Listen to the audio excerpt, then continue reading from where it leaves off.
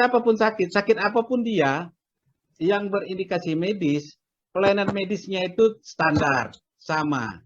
Itulah namanya di Kementerian Kesehatan itu ada paket inasidigis. Dikelompokkan per jenis penyakit, dihitung biayanya. Yang kaya maupun yang miskin, paket itu sama biayanya. Bedanya nanti cuma di kelas. Kalau yang kaya, karena dia membayar 150.000 per bulan, dia kelas 1, maka pelayanan akomodasinya di kelas 1. Nah, kalau dia yang mandiri kelas 2, Bung Ghazali, ya. itu idealnya memang demikian. Ya. Yang barangkali pun kalau pengamatan daripada seorang tokoh ataupun apa, tapi investigasi yang dilakukan oleh masyarakat itu berbeda di lapangan, kan begitu. Jadi gini, kalau bisa aku gini kan Bang Khalid ya. Aku kan juga kemarin baru memanfaatkan fasilitas BPJS suatu rumah sakit. Yang disampaikan itu benar, tapi itu terlalu di blow up kalau aku lihat. Karena aku merasakan, makanya aku terus terang agak appreciate juga terhadap BPJS ini. Jadi pelayanannya nggak ada ini. Aku begitu malah aku nggak mau dirawat karena aku mau pulang, dia bilang ini enggak, ini vertigo mesti dirawat. Karena aku kelas 1, nggak ada kelas 1. Atau mungkin juga kan kondisinya pada saat sekarang ini kan rumah sakit agak kosong. Tapi kalau memang rame sekali, salah satu rumah sakit misalnya di Polri di Jakarta, itu ditampung dulu di ruang IGD, tapi dilayani sama kayak layanan kelas, dikasih makan dan lain sebagainya. Tapi ada yang tadi mungkin yang maksud Bang Halid, orang kelas 1 di downgrade oleh mereka. Oh ini kelas 1 penuh. Itu ada, Pak. Jadi seperti itu terjadi. Nah, itu nanti ceritanya sekarang ada upaya perbaikan. Nanti ceritanya bagaimana memperbaiki situasi ini kan cerita berikutnya. Sebelum ke sana lah, ini ya dulu yang lihat ke belakang tadi. Jadi tidak ada sebetulnya subsidi antara istilah orang miskin dan tidak mampu mensubsidi orang kaya. Istilahnya itu terlalu di blow up istilahnya. Sebetulnya nggak begitu. Tapi gini, saya potong dulu barangkali.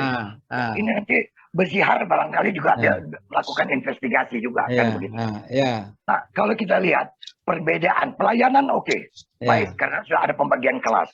Tapi di dalam obat itu beda. Ada dua orang pasien yang datang ke dokter kan begitu dengan penyakit yang sama. Mereka sama-sama menghadap dokter, kemudian dokter membuat resep. Begitu mereka ke apotek, beda obatnya. Satu warna hijau, satu warna merah. Lantas yang warna merah bertanya, kenapa kau dapat yang hijau? Ya karena aku mandiri. Oh kalau gitu karena aku BPJS, beda obatnya kan begitu. Jadi lain jenis obatnya itu. Enggak, itu ke dokter di praktek dokter. Ya bukan, itu ilustrasi yang saya coba gambarkan kan begitu. Obat itu kalau di BPJS obat itu nggak ada ditebus di apotek itu. Ya satu paket dalam pelayanan di rumah sakit itu obatnya di rumah. Kecuali ternyata ini sekarang nakalnya ini cerita nakal ya. Nakalnya rumah sakit dibilang obatnya habis. Dibuka resep lah. Ambil keluar. Ini obat yang BPJS-nya habis. Nah, ini kan cerita praktiknya itu ceritanya apa dulu, beda dulu lah. Kita kan cerita konsepnya dulu. Nah, saya tahu juga ada kasus begitu. Katanya obat habis. Karena yang nakal ini yang lebih terkembang. Termuncul. Kalau kita bicara tentang kasus, itu banyak ya. Secara teknis banyak sekali kasus ya. Banyak, memang betul itu. Jadi kita coba dulu tangkap dulu ini mekanismenya kayak mana. Nanti kita lihat di mana ada penyimpangan, apa usaha dari pemerintah dan dari masyarakat seperti itu. Kayaknya itu coba. Jadi hebat ini Ghazali. Kalau kuliah tadi kan. Bombardir pertanyaan kami luar biasa. Yang mulai dari A sampai Z, belum lagi sampai di tengah sudah sampai Z. Persoalan itu ada. Ya, persoalan itu ada. Jadi aku mulai kali ini tidak mau bertanya dulu. Aku mau dengar kau punya apa dulu. Iya. Kita jelaskan dulu. Kemarin ada bertengkar di rumah sakit. Ada bertengkar di rumah sakit. Kenapa? Dia datang, datang perawatnya rumah sakitnya bilang, Bapak pasien di kelas 1. Oh, terus marah dia. Kenapa kelas 1? Kelas berapa paling tinggi? Naik kelas 4, Pak. Kelas 4 lah yang paling tinggi. Ya, betul. Itu sama kayak orang nonton bioskop itu beli tiket ya, yang mana ada yang paling mahal nggak? Apa yang paling mahal? Tapi dia pengen duduk paling depan gitu kan. Dikasih kelas 1 nih nggak mau, dia mau di lose. Iya. Tapi memang makin lama saya lihat makin baik. Itu catatan saya. Bahkan tetangga saya juga yang pensiunan banyak yang sudah memanfaatkan dan apanya positif. Luar biasa. Istri saya juga selama ini udah mau dia kemarin udah rupanya pensiun nggak tahan juga dia. Selama ini kan memang kelas 1 kalau perlu ke Singapura berobat kan. Tapi sudah pensiun rupanya ngalah dia. Gila dia ke puskesmas. Baru dia bilang loh, iya rujukan langsung ke rumah sakit daerah ada keahlian sarafnya katanya. Nah, ini sekarang lagi antri dia situ. Jadi artinya makin baik, makin lama makin baik. Sebelum pada tingkat nanti bicara untung rugi. Ini menarik, tapi tahapan berikutnya nanti termasuk mungkin yang nakal-nakal. Cerita tadi, kalau yang diceritakan Bang Tengku tadi soal macam-macam itu, saya juga sudah ada yang saya selesai. Saya nggak usah jauh-jauh di Sumatera Utara, rumah sakit daerah Labuan Batu. Ada surat sampai ke Presiden. 8 bulan uang untuk dokter itu, uang medis dari BPJS, 8 bulan nggak dibayar. Ditahan. Nggak dibayar, ditahan. Rumah sakitnya buat surat langsung ke Presiden. Seknek oper ke kita suruh turun lihat. Nyatanya memang ada persoalan juga berkaitan dengan uang yang sudah diberikan ke rumah sakit untuk diberikan kepada dokter. Itu nggak dikasih secara penuh. Itu juga persoalan yang sampai sekarang juga itu masih ada. Dana yang seharusnya untuk puskesmas itu dia setiap puskesmas, misalnya puskesmas itu cakupannya 50.000 penduduk ya, atau 40.000. Sumatera Utara ini kurasa antara rata-rata 30.000 lah ya penduduk cakupan puskesmas. 30.000 kali 6.000 itu berapa itu? 300 juta ya. 300 juta itu tiap bulan BPJS kasih. Kepresnya mengatakan harus diangkat bendarawan penerima di puskesmas, bendarawan kapitasi namanya. Perintahnya langsung direct dari BPJS dikirim ke bendarawan, dikirim. Habis itu di-store lagi ke kas daerah. Nggak boleh puskesmas menggunakannya. Store kas ke daerah. Nanti bupatinya yang mengatur, dikasihlah obat, dikasihlah sumber dari PAD. Nggak tahu ini yang uang kapitas ini kemana. Wah itu hampir, ya boleh dikatakan 50-60% terjadi. Itu juga menimbulkan performance pelayanan juga terganggu. Memang kita raja olah lah. Apakah itu masih terjadi sampai sekarang? Masih terjadi, karena ada kelemahan kebijakan. Dulu di awal-awal waktu Bu Napsiamboy Menteri Kesehatan di awal diluncurkan program itu, memang ini bagaimana agar sukses.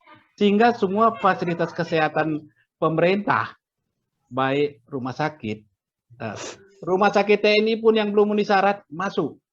Itu untuk tidak menimbulkan gelombang puskesmas semua tipe ada hampir 10.000 masuk.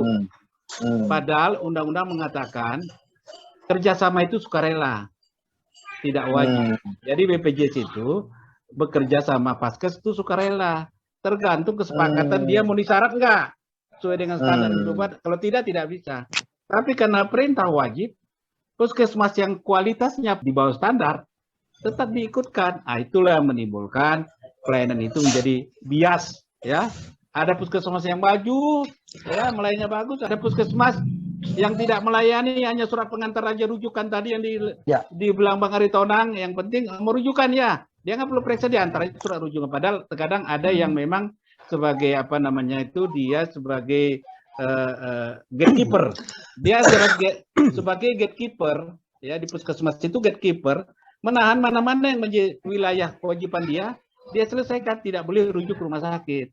Tapi ini banyak yang di-loss ke rumah sakit. Itulah yang menimbulkan waiting list, panjang daftar orang ke rumah sakit. Timbullah tadi persoalan-persoalan tadi kelas 3, kelas 1. Dia jatahnya kelas 1, tapi nggak ada karena dia butuh. Yang ada kelas 3 Pak. Bagaimana? Ya pembeli buatlah. Nanti kalau ada lagi kosong kelas 1 baru pindah. Ditanya, apakah selisihnya kami bisa ambil duitnya? Mana bisa? Iya, nggak bisa. Masuk kasih. Tapi kalau yang terjadi upgrading terpaksa kita bayar kan gitu. Nah, itu cerita itu lain lagi. Itu sekarang sedang direncanakan, perintah Perpresnya sudah ada. 2022 itu sudah dibakukan namanya pembayaran selisih biaya dan urun biaya. Jadi bisa kalau dia di rumah sakit, ya, misalnya dia ada seksio, dia sebetulnya melahirkan partusnya normal, tapi si ibu meminta seksio, ya. Jadi karena kesenangan, jadi karena perilaku, bukan karena indikasi medis. Indikasi medisnya itu sebetulnya harusnya normal. Dia minta seksio, boleh. Tapi berapa seksio biayanya? Berapa hak dia? Kalau normal, selisihnya bayar. Nah, itu ada urun biaya. Bisa dibayarnya langsung, bisa melalui private insurance yang dia jadi anggotanya.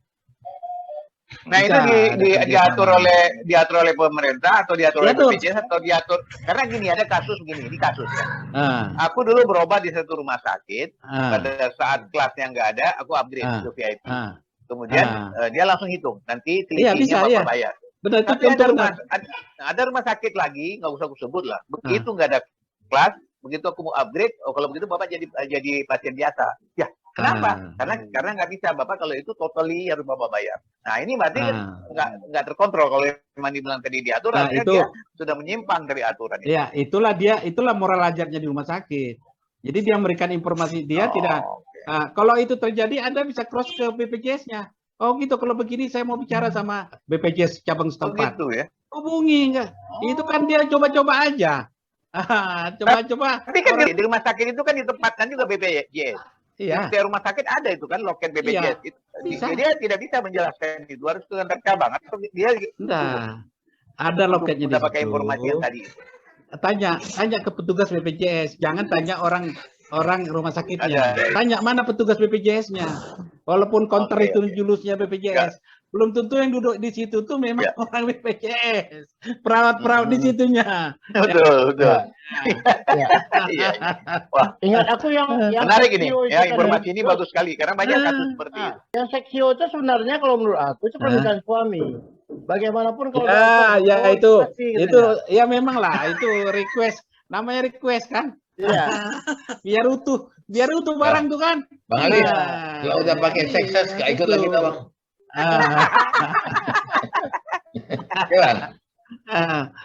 Itu aku belum paham ya tentang masalah kebersamaan tadi ya, tentang pelayanan yang sama gitu ya. Jadi kalau kita ambil contoh yang digambarkan oleh Idrus tadi ya, tentang kelas-kelas, pembagian kelas lah. Pelayanan terhadap kelas 1, kelas 2, kelas 3. Itu pasti aku bilang pasti berbeda. Walaupun tadi Pak Ghazali bilang itu sama. Kan begitu ya. Kenapa? Begitu kita upgrade dari kelas 2 biasanya ke kelas 1, mereka akan hitung tuh, nih beda selisih dokter itu. Akan beda tuh. Upah dokter. Price dokternya itu beda. Ya, jadi di mana samanya itu kan begitu. Mana pelayanan kelas 1, kelas 2, kelas 3 itu yang dikatakan sama gitu, Bung. Jadi memang ada selisihnya, itu dia selisih akomodasi. Tentu tarif rumah sakit di mana satu ruangan 6 orang, 6 orang, 8 orang. Dengan 4 orang kan ada biaya akomodasinya kan beda, ya. Beda, itu di biaya akomodasi namanya.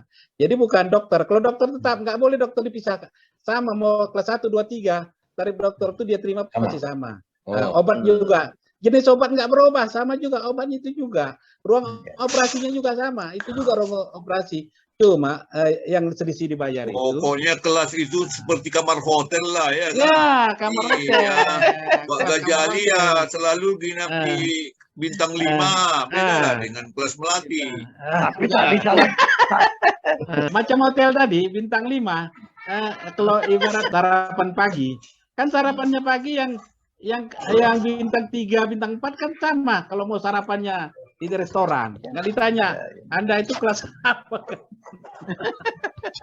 Oh beda. Ada yang beda. Ada yang beda ya. Kalau kelas 1 pakai telur, kelas 2 udah nggak pakai telur. Bang Ali, tengok-tengok. Bang Tapi Ali. kalau pasiennya laki-laki pakai telur semua, Bang. Ya. Perempuan pakai telur juga, pakai telur dadar tapi. Jadi Pak, jadi kalau Anda bilang kalau dulu ya oke, kelas 1 itu kayak kamar hotel atau apa. Tapi dengan kalau saya tak salah baca ya, Bung Ghazali, sekarang kan sudah dirubah. Kelas 1 itu untuk 4 orang, kelas 2 itu untuk 6 orang, dan kelas 3 itu 8 orang, dan seterusnya bangsal. Kan begitu ya. Malah masuk bangsal. Jadi ini kan kalau kita yang membayar yang di awal tadi kan untuk satu, yang kita pikirkan itu adalah kita dapat fasilitas kamar yang sendiri atau paling tidak 2 orang. Sekarang kan sudah 4 orang kan begitu, Bung. Bang Alif ya. Ini kayaknya dia punya pengalaman buruk nih akhir-akhir ini mengenai BPJS. Oh, enggak. Dia agak kurang terapi. Ya. Gini Bang Alif, sorry, aku mau kasih tahu. Kebetulan ya. Jadi itulah aku kan nggak tahu Ghazali lah yang tahu yang sudah keliling ke daerah-daerah ke pelosok-pelosok. Kebetulan aku di Jakarta. Alhamdulillah sampai hari ini kemarin aku masuk dapat kelas 1 sendiri, dapat TV tuh pelayanannya sama kayak rumah sakit yang apa. Apalagi waktu pernah ke RSPAD. Waduh itu mewah betul aku di situ dapat kelas 1. Jadi persoalannya aku lihat itu tadi kontrol. Kalau dikontrol ketat, mereka tidak bisa macam-macam ya menjual kelas tadi itu. Kan kadang-kadang kan kelasnya kalau memang tersedia dia layani. Jadi artinya memang hari ini bertambah ketat. Persoalannya adalah ada satu persoalan, Azali. Kalau dulu orang begitu sakit, jangankan sedikit, sakit berat aja takut ke rumah sakit. Yang kau bilang tadi, mau cuci darah aja lewat duluan, kira-kira gitu kan. Hari ini di rumahku itu bapakku sedikit pusing bawa ke rumah sakit karena merasa nyaman ke sana, udah nggak keluar duit, karena orang berpikir kan nanti bayarnya kayak mana dan seterusnya.